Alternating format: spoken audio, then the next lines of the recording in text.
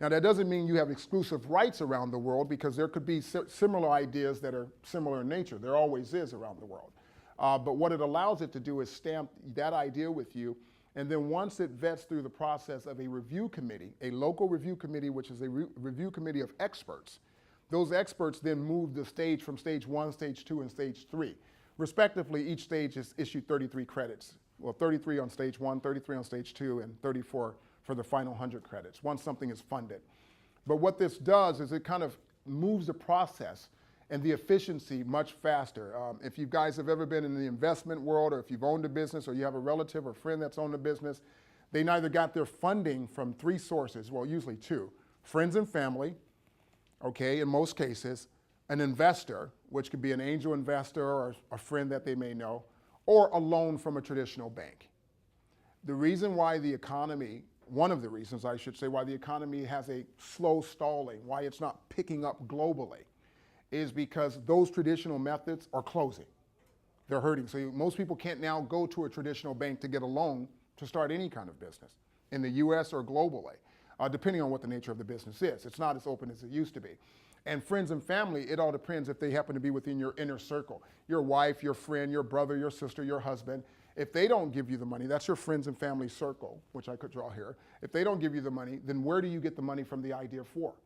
You have to either somehow get lucky and network and try to connect with people, and maybe perhaps if you've had an idea to start a restaurant, to start a beauty salon, to start the next Facebook, to start the next Microsoft, to start the next Apple, okay, by the way, which is the 2nd largest company in the United States. So it's interesting to think about that. I guess we all buy a lot of iPods and iPhones, but when you think about that, where does that process, where does it continue to move forward, or is it bottlenecked? Because there's ideas that are out there that can help the economy grow locally, around the world, and then globally, collectively. But the person, that individual who's written the idea on something as simple as this, initially, they've sketched out a plan, but they have nowhere to go to. And so it inherently, by human nature, with us about, a little bit over 6.6 billion people in the world, somewhere around that number, in different parts of industrialized, developed countries, it'll sit there. It'll sit on a table and stay. Or if you're talking about certain parts of the world where there's corruption, in certain third world countries that are still developing, the idea will never make it past first base.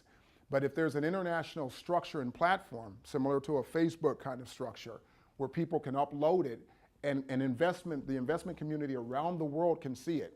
That investment community consisting of governments, universities, because they're the investment community as well. Of course, investment bankers, venture capitalists, and people that generally want to back an idea. But a lot of times people don't think that universities are investors. But I'll tell you from a scientific standpoint, they are. Because when you talk about scientific projects, you think you might have mapped the human genome, but a different way. Or you think that you might just have the cure to cancer. Where do you go? Most of the time, if you're in a university and you're one of their top, let's say, bio students, that university itself will fund the project. A lot of universities have this, the larger ones do, the old institutional ones. So universities are investors constantly, as well as pharmaceutical companies, of course, constantly looking for the next thing, the next better thing, the next thing of creation. And what this book is about, and the call for the Bank for International Ideas, is the creation of a global platform to do this, because we are now entering a world where we are going to have to create and innovate. There's no more waiting. We can't wait to get the next job. The world is transitioning too much into technology, and technology is very good, just like the iPhone. If you've got a smartphone, it doesn't have to be the iPhone, the Google Android phone. You've got your map integrated there, you've got your navigation, you've got your emails, you've got everything integrated in the palm of your hand that you're holding. That technology has made things more efficiency. Well, that efficiency obviously always has displacement. It's just like in the 1900s, early 1900s, when the railroads began to stop and we actually went from horse and buggy. Most people don't understand that if you go back past 1850, if you were in the 1800s, most of the world traveled by horses in a wagon. If you go to the early 1800s, that's how the majority of the world traveled. 99% of the world traveled that way. Well, now we're into space travel, collectively with space stations, in addition to airplanes and speed trains and everything. So when you look at, if you lived back in that time, if any of us lived back in that time, or we had a time machine, we can see that there was a lot of displaced people during that transition.